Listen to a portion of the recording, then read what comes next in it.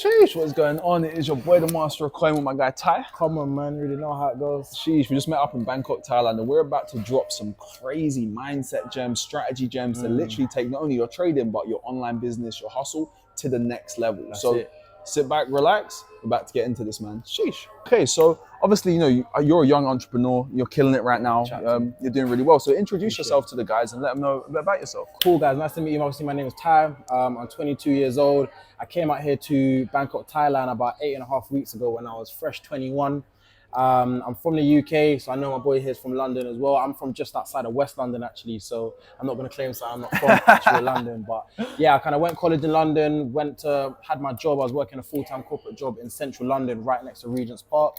And I've been working in a corporate job for the past 2.5/3 years. But then in the last, I want to say 6 months, close to the last 3 months especially, I just kind of sat down myself and said, what is actually the point in all this? I'm here spending all my time, energy, and effort trying to climb up the corporate ladder, but what happens in corporate is that you get rewarded with hard work by getting more hard work. Does that make sense? So like you're in a position now where after you've smashed some charts and you've done some really good trades, for example, you might go to Bali for a week, or you might chill out, or you're here in Bangkok.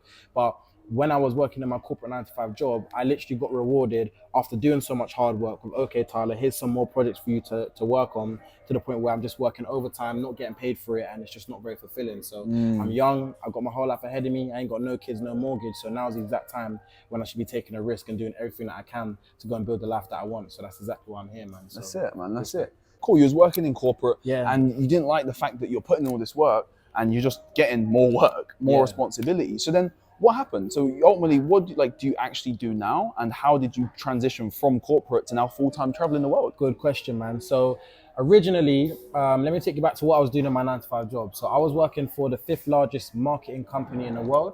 And I started off when I was 19 working as an account exec. So basically looking after different advertising projects. Again, you're from the UK. So when you're watching Love Island, there's like a little Boots advert in between. The company I work for would manage that advert to come on at a certain time for a certain demographic.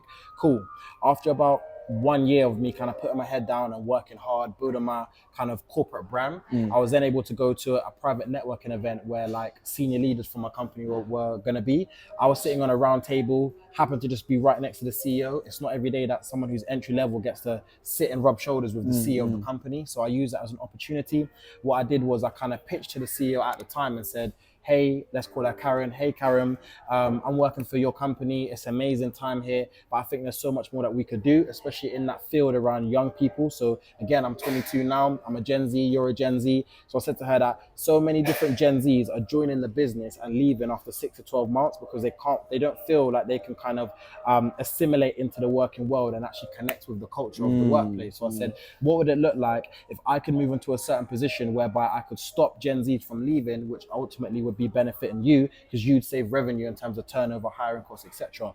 Long story short, I ended up pitching my own job role to the CEO of the company at age 21, got a 12k salary increase, which is a lot for me at the time, moved into my own role in HR, and I was able to have my own team that I was leading of Gen Z individuals. Wow. I had 9 Gen Zs working under me and reporting to me, and I was managing a Gen Z community of 200 people.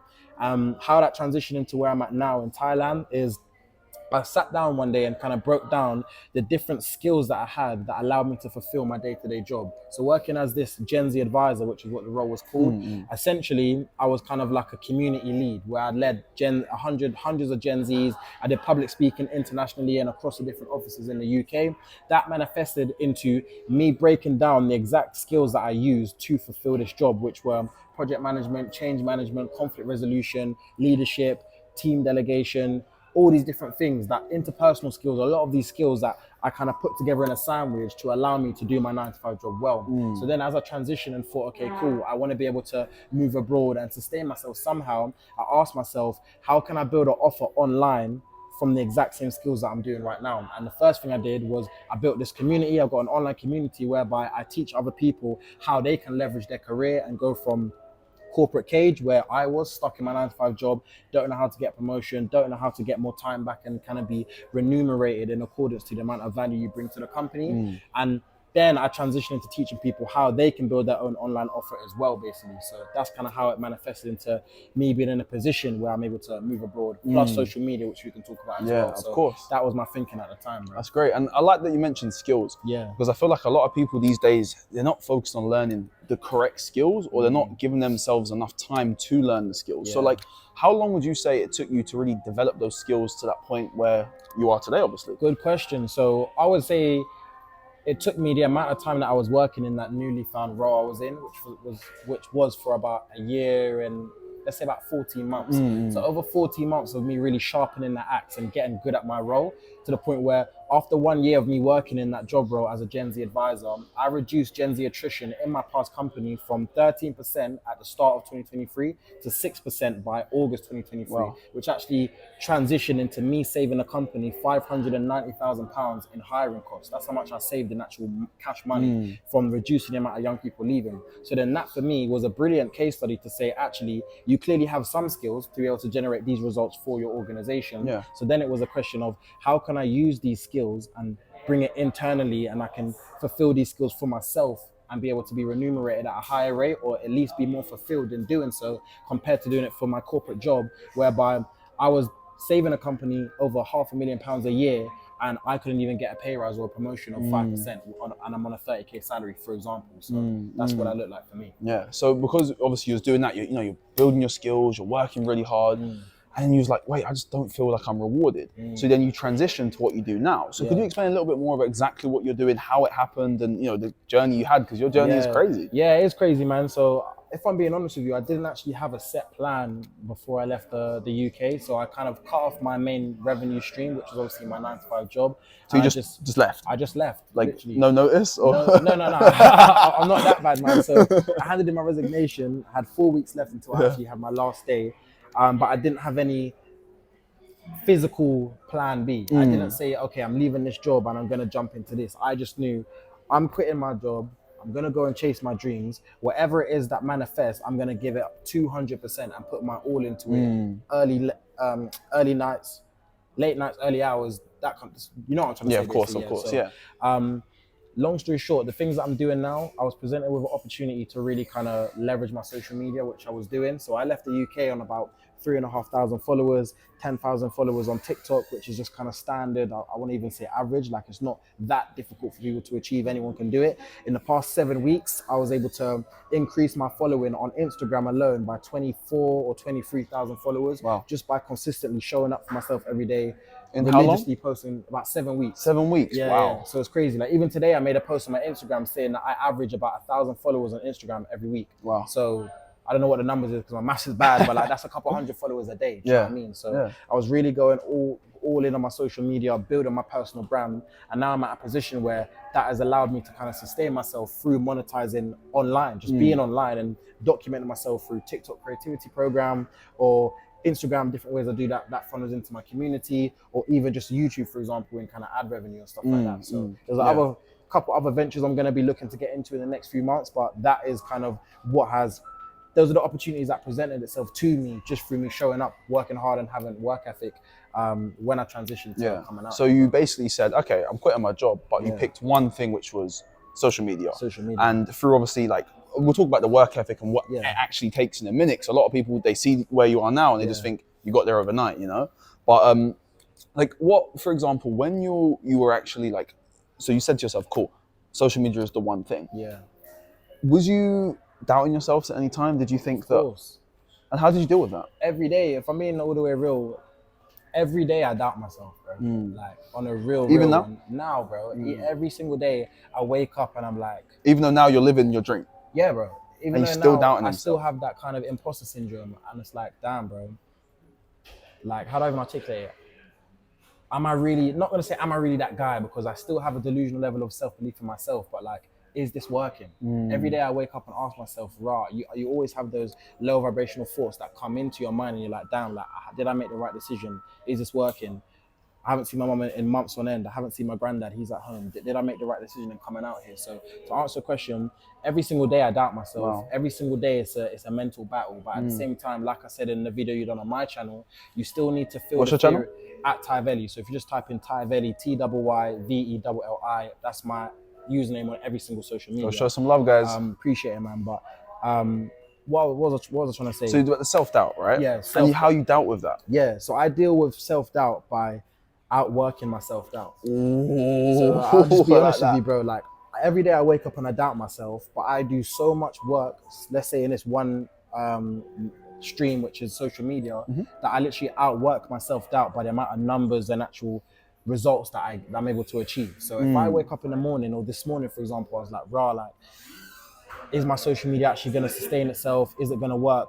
I will post about 5-6 pieces of content per day across different platforms so that I physically have outworked my self-doubt. So if I do wake up with a limiting self-belief, I can then pick up my phone and be like, okay, you're doubting yourself, but yesterday's TikTok done 35,000 views in 14 hours, or this YouTube video done 40K views in one day. So how can you actually doubt yourself when you're physically looking at the results of your actions? You know what I mean? So that's my answer, just outwork your self-doubt. I like it does that. come, it does come. Yeah, because I feel like a lot of times people, including myself, and even maybe some of the traders or entrepreneurs on this channel, they might be doing stuff and they're like doubting themselves, but I feel like some people don't do anything about it, or they feel like they've got like this warped self-image where social media shows us like the end result. It doesn't show you all the behind the scenes. And I feel like sometimes people, they see all the nice cars, the nice things, or the traveling, the things that people are doing, but they don't see what it actually takes to get there. Like I think, including myself, I don't know about you, but I underestimated the amount of work it actually required to escape the rat race, to actually make it work.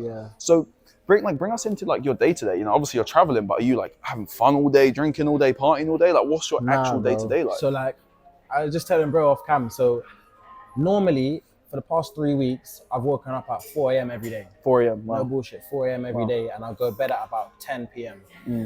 Today, I would classify it as waking up late, but I woke up at 7. So some people, that's still mad early, but for me, that's late because I have like a long to-do list of stuff I want to get done. You know what I mean? Oh, so you're pre-planning the night before? Yeah. I don't go to bed before I've set a list of things I need to get done for the following day. So I already wake up, boom, I already know what needs to get done. But to answer your question, even on my channel, I like to give like a realistic overview of like digital nomad life, because I don't want you guys to think that even myself or Kieran are just every day on a beach in Phuket, sipping free coconuts and just chilling and then spending for you 5 minutes on the charts. I don't do trading, but the mindset and lifestyle is still going to be similar. It is. So it's a lot of work. It is a lot of work. So for me, if I knew that social media is going to be my thing and that's going to be my one vehicle, I'm going to be driving that shit every day. I'm not going to be only putting in 50% when like, I put myself in this position whereby there's no plan B because my plan A is going to work. So if I know that my plan A is going to work, I'm going to do every single thing in my humane power in the time that I have to make sure, again, outwork myself out and make sure that this works. So like an example of my day,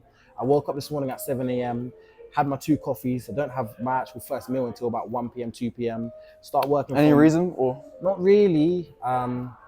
Not really. I'm not going to. Do you feel like if you don't eat, you feel like more hungry, like literally? Nah, not really. I think that it does do something to your brain when you are hungry. I feel like I'm able to focus a bit more because I know that I have to achieve a certain thing before I reward myself with food. As tapped as that might sound and a bit crazy, people are like, yeah, this guy's a bit much, but that's how I live. It might not work for some of you guys. Kira might have a different. No, I actually do the same, to be honest. Yeah, exactly. What works for us. So like, I will wake up and I'll just have 2 coffees to kind of boost my energy, bang some push-ups, 100 push-ups, and then I'm just sitting down, editing content, planning my day ahead. I've got this community that I'm working with, so I'm building webinars, doing all that kind of social content, all the admin, I'd say. Quick question: when you wake up, do you believe in morning routines?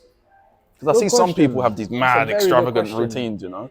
So let me just give you my answer of my routine. My morning routine on a normal day. So today I woke up late. Like I was annoyed with myself because like, bro, like your 2 hours is gone. You know what I mean? My morning routine.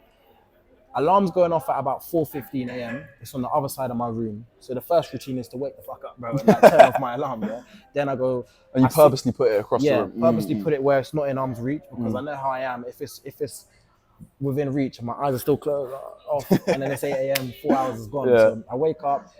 Alarm's going off on my phone across the room, so I have to physically get up and turn it off. Sit on my floor in my bedroom, meditate for about 5 minutes. I like to practice gratitude, literally just kind of manifesting. And in my head, I've got a picture of the lifestyle that I want to be living, and like I just see it, visualizing that. I can just see it first thing when I wake up, because I don't know if you know what a theta state is, bro. Yep. Yeah, so when you wake up, you're in a But for the theta people who don't know what that is. For the people who don't know, a theta state is like when you're basically awake, but you're not awake. And it's kind of like when you're the closest connection to your higher state of consciousness or vibration, I would say.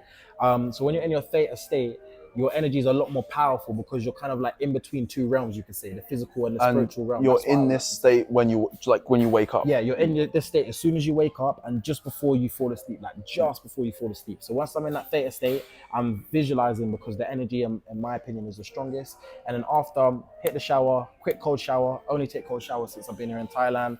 Bang 100 push-ups, boil the kettle, two coffees, sit at my desk, and I'm editing my first 2 or 3 pieces of content. That's literally that's my morning routine. So you're spending what, maybe 20 minutes in the morning? About 25 minutes. Literally. Yeah. So I don't believe in the whole meditate for 60 minutes and then go and have a hot bath or some nonsense. Like that's wishy-washy. At the end of the day, just get busy and just get stuff done. Do you know what I mean? Start taking stuff off the to-do list as soon as possible to get ahead of others. So yeah. That's my morning. That's good. That's good. I like that you said that, man, because I used to fall in the trap of, having some mad extravagant routine where it was like 2-3 hours long. And then, by the time you've done it, it's like, I've just wasted all that time. I should have been working. So it's just kind of going back to keeping the one thing, and actually working on the things that actually produce you results. Yeah, that's it, man. Yeah. So like a bit more about my kind of lifestyle was like, I'll wake up from 4 a.m. and be kind of editing content, planning my content, doing all the admin boring stuff, like working on my community from about 4 till 12.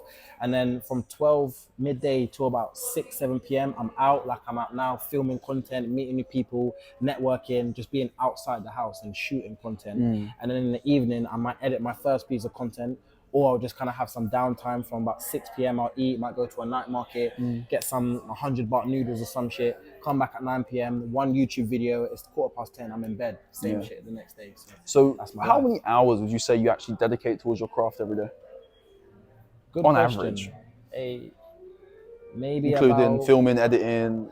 Including filming everything. And editing, I'd say about 12 to 16 hours a day, I'd say. So you're hearing it, 12 to 16, right? Yeah, that is what you need to do. Yeah. That's the thing. Like a lot of people, they underestimate it. They see his travel, they see his social media, maybe think, oh, you're just doing a video, it takes 10 minutes. But no, to get the results like he has on social media, even like the results I have in trading, it takes work. And I think a lot of people really underestimate the amount of work is required.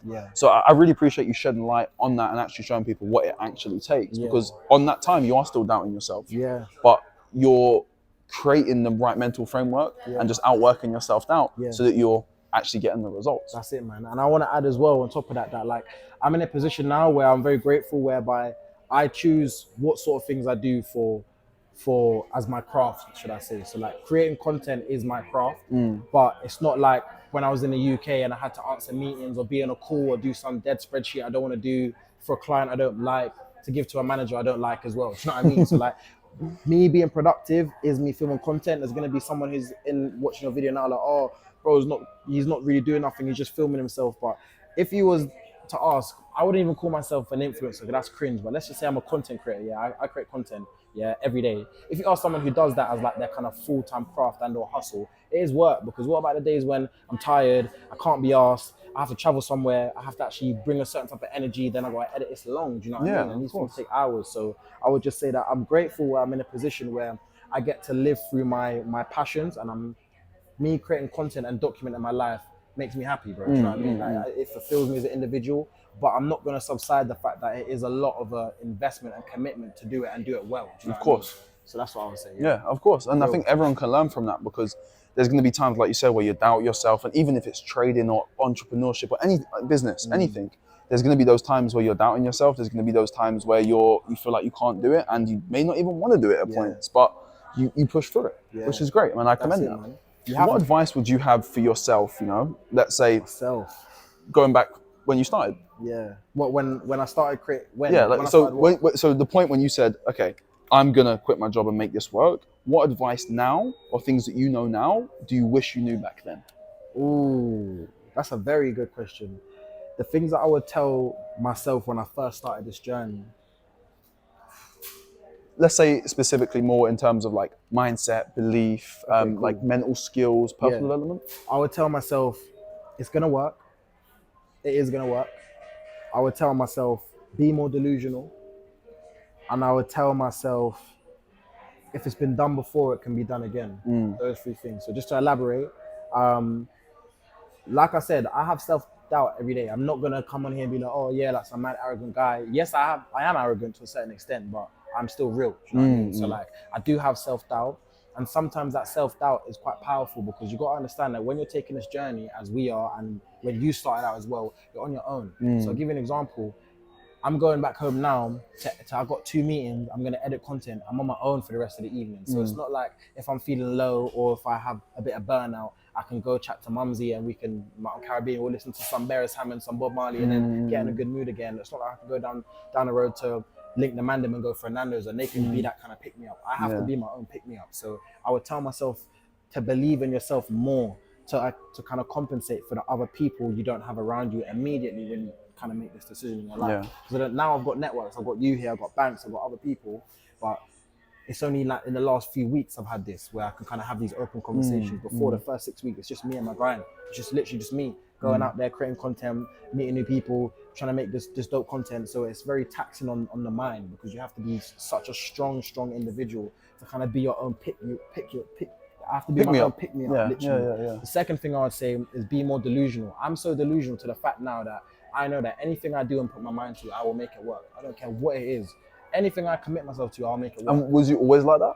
Or did you learn that? Not always like that. I'd say only in the past 2 years I've been like that. When I've started to take life back into my own hands. When I was someone who was a bit of an NPC, a bit of a bot, low vibrational, not as confident, working in a corporate job, it's hard to have a level of delusion when you're not fully in control of your life. I can't be delusional about my success in my corporate career when inevitably the person who's going to give me that salary increase is my manager. So it's not in my control. So me being delusional doesn't make sense, because there's certain things outside of my control that would affect if I But can you do it mean or not. the more delusional in terms of your skill set and the path that you want to go down? But now all the power is back onto me. I'm delusional as fuck. Do you know what I mean? Like, I'm so delusional. Like, you could look me in my face and tell me, T, it's not gonna work, bro. I think you should do this now, but it's gonna work. You just can't see it yet. I know it's gonna work and it hasn't manifested yet, but doesn't mean that it's not there. It just means that you don't have the same vision as me. You know what I mean? And I have like such a deep level of delusion. I've literally brainwashed myself to be like this. And then the last thing, what did I say? I forgot. So there was believe in yourself more. There was be delusional. Oh yeah, and if the path was done once, it can be done again. Yes. What I mean by that is that I came out here with one network. I only knew one person. That was it. And now I'd say that I've actually got somewhat of a solid network of other nomads, yourself, people who are older than me, more life experience, everything than me. So now I'm at a stage in my life now where I'm a bit more relieved about the path I've taken, and I feel a bit less pressure, because I've met people like yourself who've been doing it for years. And that says to me, literally, that if the path has been done, I can do it myself. There's the only things that you have that might separate yourself from other people out there is you might have a stronger mindset, more will, more self-belief, more work ethic. But these are things that anyone can take. It's not like you're an alien or you have some Krabby Patty formula that's allowed you to be in a position you're in today. So therefore, if Kieran can do it and he's 4 years older than me, if Banks and somebody else can do it and they're older than me, it can be done, as long as I learn the certain things that are at my disposal, the same way as at your disposal when you was 20 and you moved out. So those 3 things I would tell myself if I could go back. That's great. That's great, man. So I appreciate you, bro, for coming on here, Always, man. Last really quick fire questions. You just give one word answers. Favorite book? The Way of the Superior Man by David Ada. Okay, great. Favorite personal development audio? If you listen to them. Personal development audio, I'd probably say it's Alex Hormozy's audiobook, which is either 100 million leads or offers, but technically that's still a book, so audio book. Or favorite piece of audio, like motivation, I'll probably say it's Eric Thomas. It's an episode called Eric Thomas UOU. 7-minute audio, No, that's powerful. Favorite inspiring quote? Highest human actors to inspire. I like that, man. So guys, thank you all for watching. If you want to see a part 2 where my man comes to Phuket and we go through some crazy sauce, drop down the word Phuket in the comment section down below. Where can they find you? You can find me on Instagram, YouTube mainly, and also TikTok, but all of my handles are the same, at Tyvelli. So at TYYVELLI, and you'll find me, man. Handsome black guy, you'll find me. So you'll find me. That's it, guys. Comment, like, and subscribe, and I'll see you at the top, because you already know, man, the bottom is way too crowded. Sheesh.